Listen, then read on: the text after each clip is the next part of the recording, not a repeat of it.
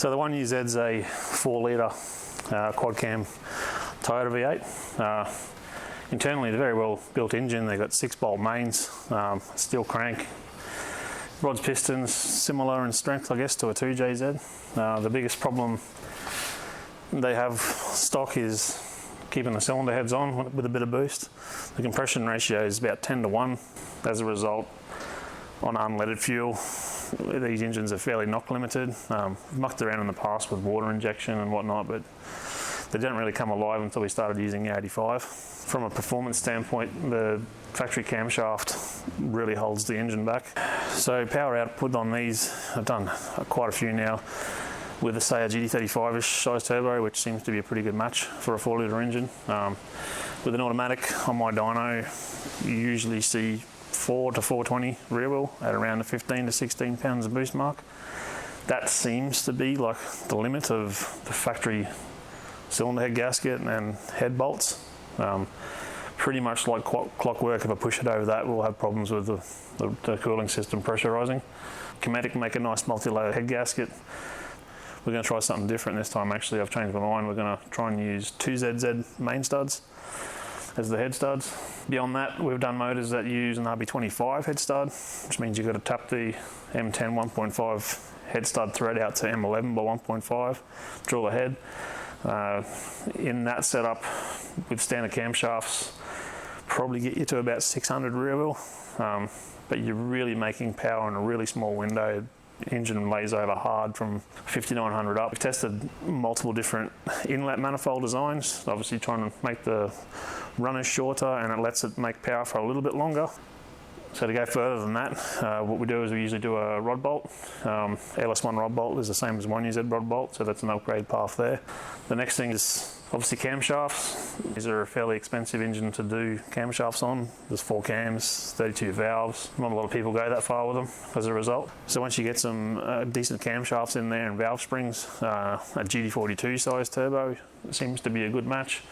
We've been as high as sort of 700 rear wheel with around a 30 pounder boost mark with an automatic. The one car we still have that has a combo similar to that runs about 155 mile an hour in the quarter, and that's probably would have been capable even on a stock rod and piston. That motor actually has spill rods but standard pistons. So how we plan to get the truck to go further with standard camshafts is in gearing. I can't change the diff gears, but I can change the tyre height.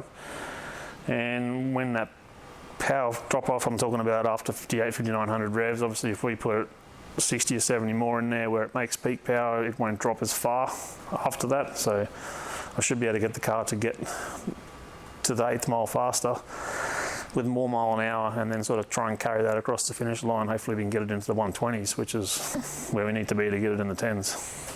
All right, let's get into it.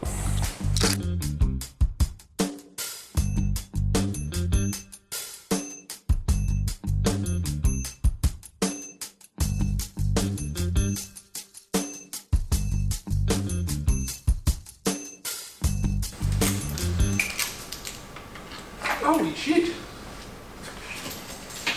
Have a go at that. You done with I haven't done anything to it. it? Oh, that does look your daggers, mate.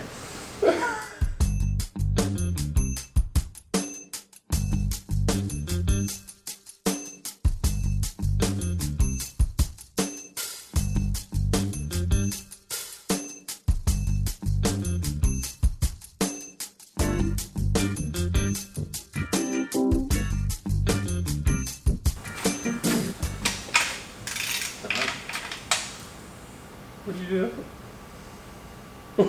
Did you? What did you do that for? That can't make it to the sump, can it?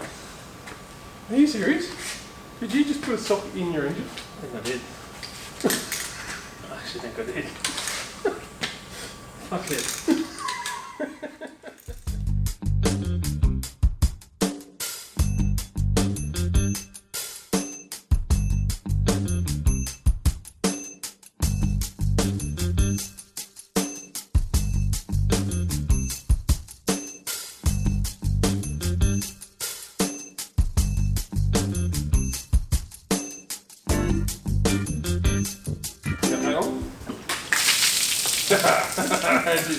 Did you get your shoe? A little bit.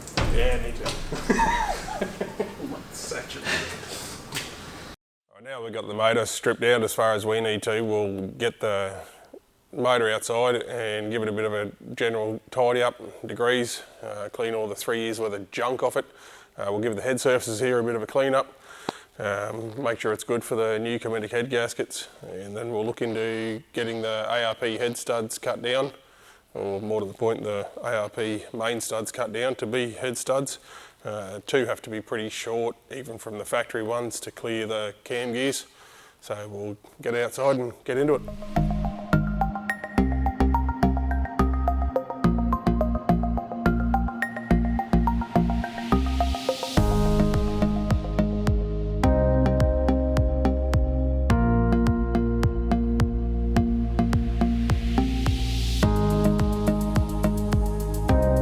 So I've given it a general tidy up with some degreaser. We've scraped off the head gasket surfaces, just a razor blade just for now. I will give it a bit of love with some sandpaper, some fine sandpaper and some flat bar. We are supposed to take these lugs out here, but we can't for life of me get them out, so I'll actually have to work around them. There's not really much I can do about it, I have tried.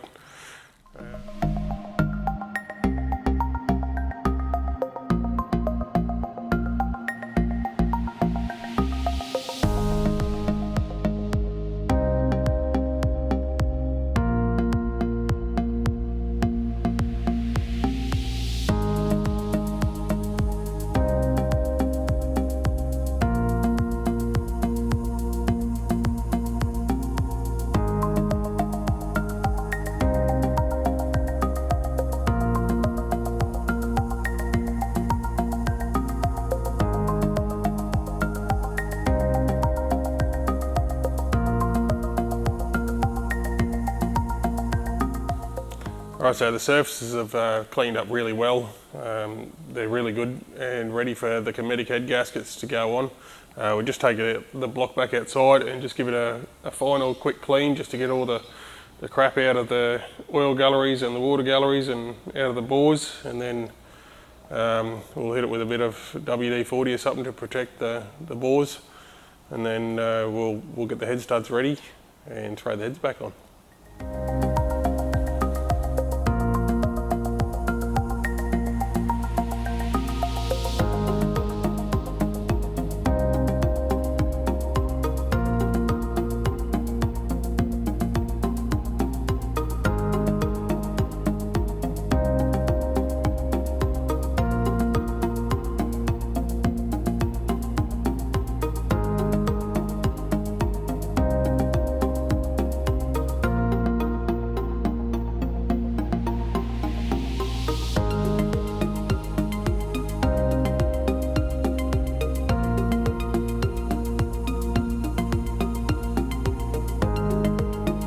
Alright, so we've got our engine prepped up, the surfaces are all pretty good, ready to go. We've got our heads here done by a good mate. He's done the valve springs and valve stem seals, standard ports and everything, standard valves, but they're ready to go. We've got our Kinetic head gaskets ready to go, cam seals are all ready to go. Unfortunately, our ARP head studs haven't turned up in time. Scott's decided to run with a 2ZZ main stud for a head stud due to a thicker shank. These head studs here, the 1UZ standard ones, are a 10mm with a pretty small shank. There is a couple of studs with a thicker shank like this one that go underneath where the cam gears are. Unfortunately, these studs are missing a couple, so we couldn't use these even if we wanted to. So unfortunately we can't get the engine together until later on when we get the head studs back in.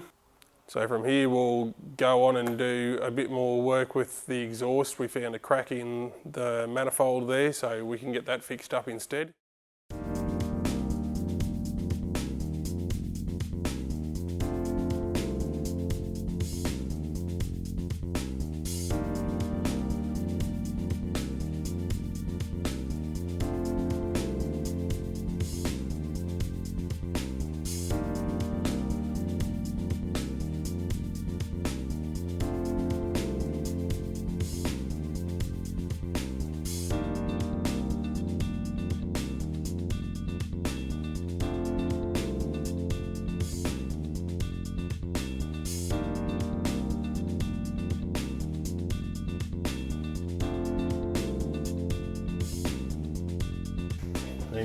Ben, come over here, Ben. Come on, squeeze my crack. Ben, come and squeeze Scott's crack. Not too hard though, he doesn't like it hard. Nah, Gotta try and get in there. pretty much got to roll that way.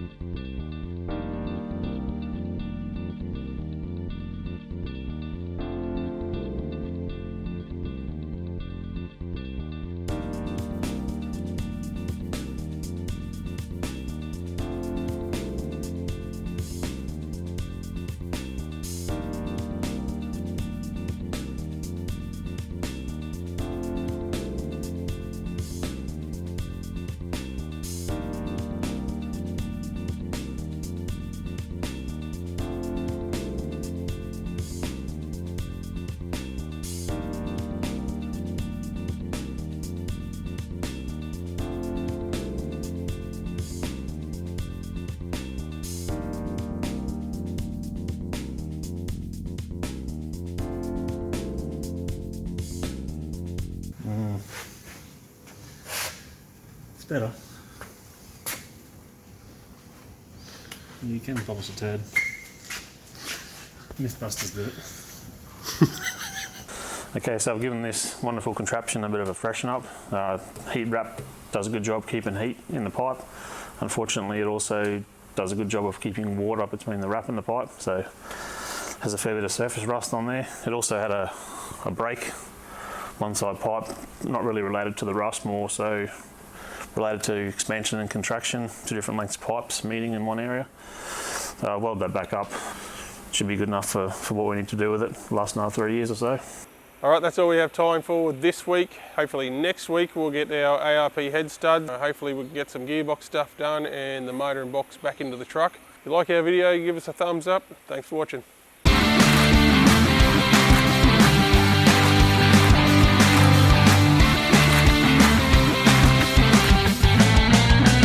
Thing moving around. Sake.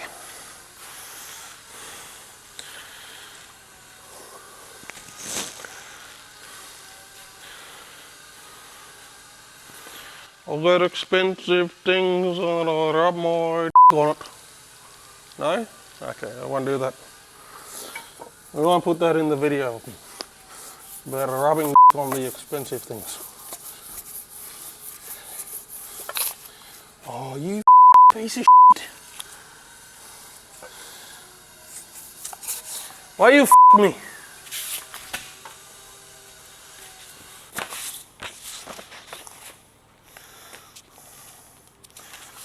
All right.